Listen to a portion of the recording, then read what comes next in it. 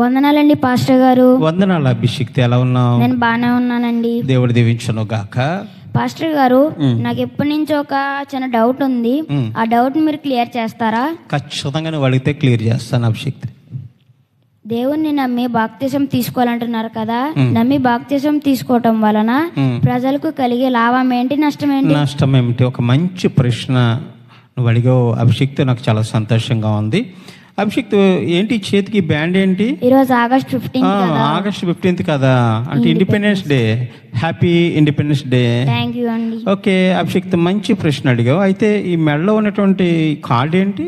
ఇది మా పేరుని, మా క్లాస్ని గుర్తించడానికి ఐడి కార్డు. ID card. ఈ ఐడి కార్డు లేకపోతే స్కూల్లోకి రానేయరా? నేను రానివ్వరు. ఒకవేళ ఒకరోజు ఐడి కార్డు వేసుకెళ్ళవనుకో, మర్చిపోతావు, ఏమంటారు? పర్మిషన్ ఇస్తారు. సెకండ్ డే కూడా ఐడి కార్డు లేకపోతే బయటికి పంపేస్తారు. ఒకవేళ నేను ఐడి కార్డు మొత్తానికి వేసుకురాను అన్నావనుకో, అప్పుడు లోనికి రానిస్తారా?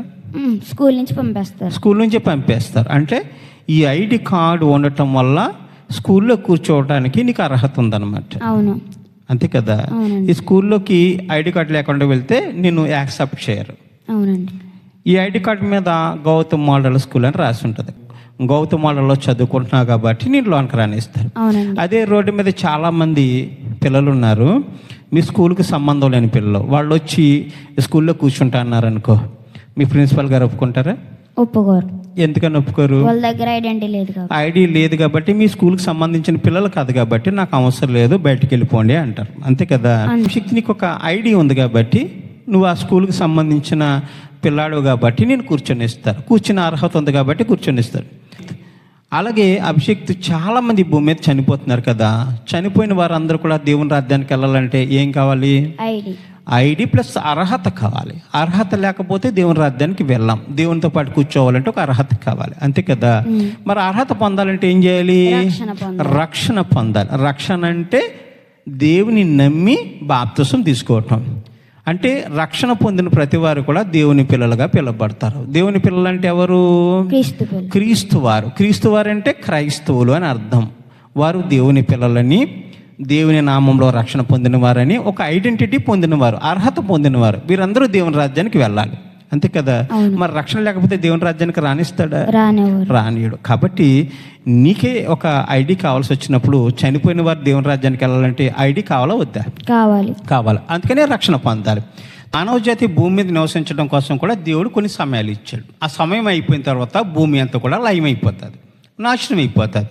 భూమి మీద ఉన్న ప్రతి మనిషి కూడా నశించిపోతాడు. ఇక మానవ జాతి ఉండదు, అయిపోతుంది, కాలిపోతుంది, ఇంకేమీ ఉండదు, భూగోళం కూడా కనిపించదు.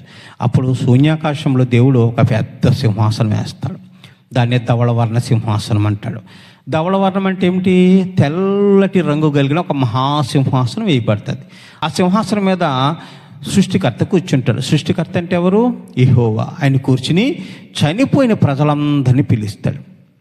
అందరూ లేచి వచ్చి నిలబడి దేవుని ఎదుటగా ఉంటారు. అప్పుడు తండ్రి సింహాసనం దగ్గరికి యేసు ప్రభు వారు కూడా వస్తారు.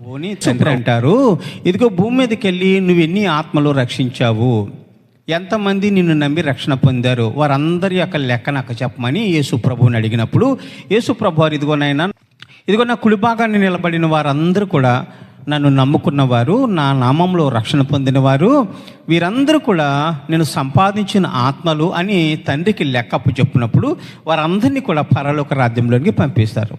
పరలోక రాజ్యం ఎలా ఉంటుంది? చాలా వెలుగు కలిగి ఉంటుంది, మహిమ గల రాజ్యము, 12 గుమ్మాల రాజ్యము. ఒక్కొక్క గుమ్మానికి ఒక్కొక్క రత్నము అమర్చబడి ఉంటుంది.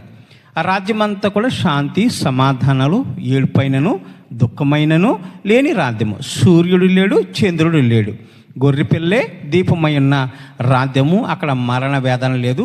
ఆ రాజ్యంలోకి వెళ్ళిన వాళ్ళందరికీ కూడా చావు లేదు. నిరంతరము నిత్యము దేవునితో వారి యుగయుగాలు జీవిస్తారు, దేవుని సేవకులుగా ఉంటారు.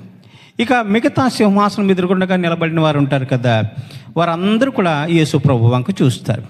మరి వీరి సంగతి ఏంటంటే, యేసు ప్రభు వారు అంటారు, వీరెవరో నాకు తెలీదు అంటారు. వాళ్ళని ఒప్పుకోరు. దేవుని నమ్ముకున్నటువంటి వారు ఎవరైతే ఉంటారో, రక్షణ పొందినటువంటి వారు ఎవరైతే ఉంటారో వారిని దేవుడు ఒప్పుకుంటాడు. రక్షణ పొందినటువంటి వారు వీరెవరో నాకు తెలీదు అని దేవుడి దగ్గర యేసు ప్రభు వారు చెప్తారు. అప్పుడు తండ్రి ఏమంటాడంటే, మీరందరూ నమ్మి బాప్తిసం ఎందుకు పొందలేదు?